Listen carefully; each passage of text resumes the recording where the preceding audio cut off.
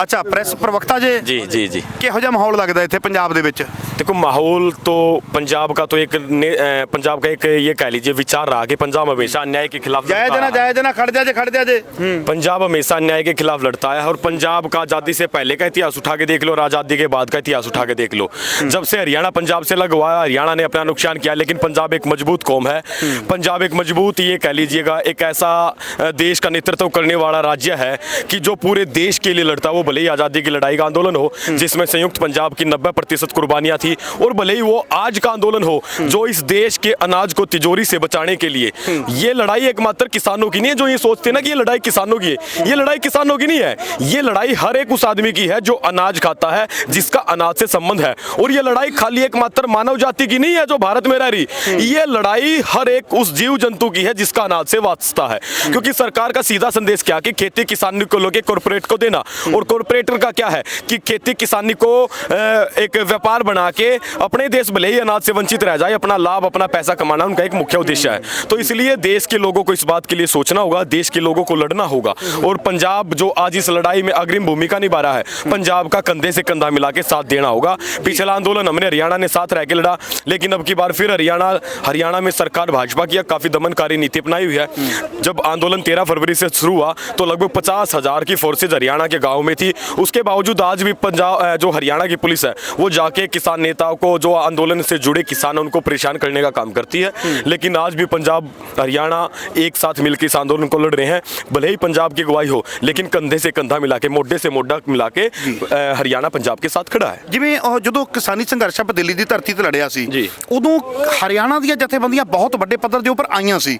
ਹੁਣ ਵੀ ਲੜਾਈ ਤੇ ਉਹੀ ਹੈ, ਮੰਗਾਂ ਉਹੀ ਸੀ, ਤੇ ਹੁਣ ਹਰਿਆਣਾ ਉਸ ਵੱਡੇ ਪੱਧਰ ਤੇ ਕਿਉਂ ਨਹੀਂ ਆਇਆ? ਤੁਸੀਂ ਆਏ ਹੋ, ਸਲੂਟ ਹੈ ਤੁਹਾਨੂੰ, ਹਨਾ। ਉਸ ਵੱਡੇ ਪੱਧਰ ਤੇ ਜਥੇਬੰਦੀਆਂ क्यों नहीं आई है, किसान जथेबंदियां? देखिए हरियाणा में जत्थेबंदी का कोई इतना मतलब पुराना कल्चर नहीं है। वो तो हमने पंजाब से पिछले आंदोलन में देख के सीखा कि जत्थेबंदियां किस तरह से काम करती हैं, किस तरह से जत्थेबंदियों का विकास किया जाता है, किस तरह से जत्थेबंदियों का काम किया जाता है।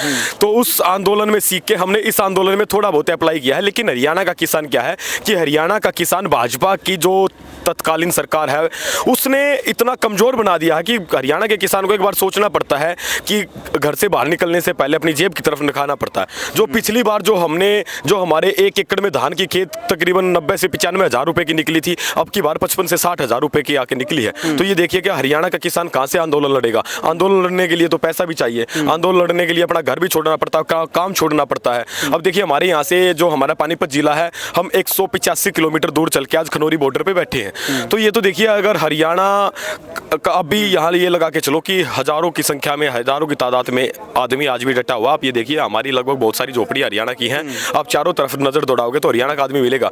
लेकिन हरियाणा का यूनियन कल्चर जो पंजाब का यूनियन कल्चर है उसके कंपेयर बहुत वीक है, क्योंकि उसको टाइम लगेगा, क्योंकि लगभग पंजाब के यूनियन कल्चर को काम करते 50 साल हो चुके हैं। तो ऐसा मान के चलना पड़ेगा कि पंजाब हमारे से 50 साल आगे है।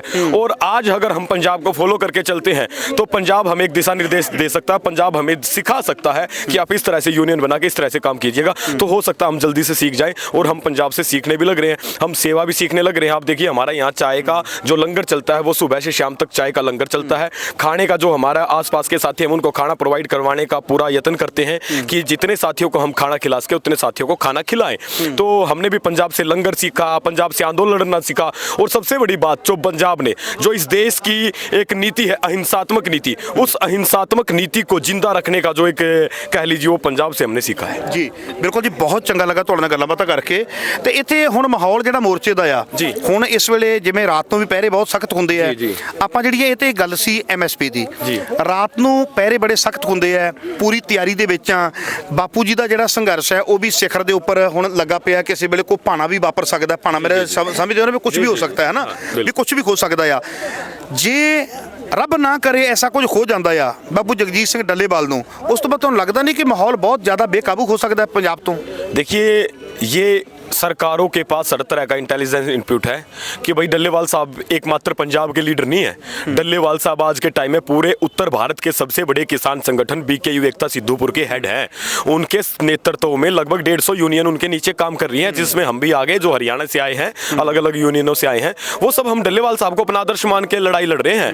और अगर डल्लेवाल साहब को परमात्मा न करे कि कोई ऐसी अनहोनी हो तो उसका खामियाजा सरकार के साथ साथ किसान भी भुगतेंगे और इस देश को भी भुगतना पड़ेगा, क्योंकि ऐसा लीडर लीडर सदियों बाद कोई एक मिलता है। हमने तो लीडर ऐसे देखे हैं कि वो अपनी यूनियन के बंदों को आगे कर देते हैं कि भाई आप आगे जाइएगा और आप आगे जाके आप लड़िएगा। और यूनियन का जो लीडर है, जिस तरह से बाबर लड़ाई लड़ता था, हमने तो ऐसा देखा कि बाबर की तरह एक कोने में छिप के बैठ के लड़ाई का नजारा देखते थे, जीत जाते तो हमें जीत मिल गई। लेकिन डल्लेवाल साहब एक ऐसा लीडर हमें मिला है कि जो अपना जीवन दांव पे लगागा पूरे देश के किसानों के लिए। उसने कहा कि मैं किसी के पुत्र नहीं मरवा सकता, मैं अपनी कुर्बानी दे सकता हूं। तो ये तो इस देश के किसानों को सोचना होगा कि जिस आदमी ने किसानी मांगों को लेके अपना जीवन दांव पे लगा दिया। देखिए मैं बहुत सारे जितने भी हम इंसान से मिलते हैं या जितने भी खड़े हैं, सबकी एक इच्छा है कि हम जीवन लंबा जिए। अगर मेरा शरीर का कोई अंग कट गया, मेरे को कैंसर है, मेरे को कोई और बीमारी है, तब भी मैं दवाई खा के ये सोचता हूँ कि दवाई खा के जिंदा रहूं 5 साल 7 साल 10 साल। लेकिन ये देखिए डल्लेवाल साहब अपने जीवन को ही दांव पे लगाने पे तुले हैं। इंसान की सबसे प्रबल इच्छा होती है जीवन जीने की, लेकिन डल्लेवाल साहब ने किसानों की मांगों को लेके अपना जीवन दागने को लगा दिया। तो ये सोचने की बात है, ये इस मात्र एक देश के पंजाब के किसान को नहीं सोचना, ये सोचना पूरे देश के उन किसानों को जिनका आजादी के बाद तक आज तक शोषण होता है, जो एमएसपी की लड़ाई को लेके जो सोचते हैं, जो घरों में बैठे हमारे प्रति भावना रखते हैं कि हाँ देश के किसानों के लिए एमएसपी का गारंटी कानून होना चाहिए। हम तो ये कहते हैं कि मोदी जी आपने जो 2014 से पहले इस देश के किसानों से वायदे किए थे, अब वो वायदे पूरे करके दे दीजिएगा। देश का किसान आपसे कुछ ज्यादा मांगने नहीं आया, आपसे आपके किए हुए वायदे के हिसाब से अपनी फसलों के भाव, जो आपने कहा कि हम पहली कलम से किसानों की कर्जा माफी, जो कि सरकार की गलत नीतियों की वजह से देश का किसान कर्जदार हुआ, तो हम तो यही मांग अपनी छोटी छोटी रखे हुए हैं। अपनी जमीन बचाने के लिए हम लैंड एक्विजिशन एक्ट के खिलाफ खड़े हैं। तो हम तो यही चाहते हैं कि जिन मांगों को मोदी जी आप बैठ के बात कीजिएगा, देश के किसान, हमारे किसान नेता, आप आमने सामने टेबल पे बैठ के बात कीजिएगा। और हमारे नेता कह भी चुके हैं, डल्लेवाल साहब का भी संदेश था कि भाई अगर सरकार चाहे तो टेबल पे बैठ के और उसका लाइव प्रसारण देश के लोगों को दिखाए। अगर हम गलत होंगे तो हम अपनी गलत मांगों को छोड़ देंगे, लेकिन सरकार एक बार बैठ के लाइव प्रसारण करके तो दिखाए। लेकिन सरकार को पता है कि देश के किसान उनकी फसलों के भाव न मिलने के कारण मरते जा रहे हैं, कर्जदार होते जा रहे हैं। तो इसलिए सरकार देश के किसान को बर्बाद करने पर तुली है, उनका समाधान नहीं करना चाहती। जी बिल्कुल जी, बहुत चंगा लगा ਤੁਹਾਡੇ ਨਾਲ ਗੱਲਬਾਤ ਕਰਕੇ।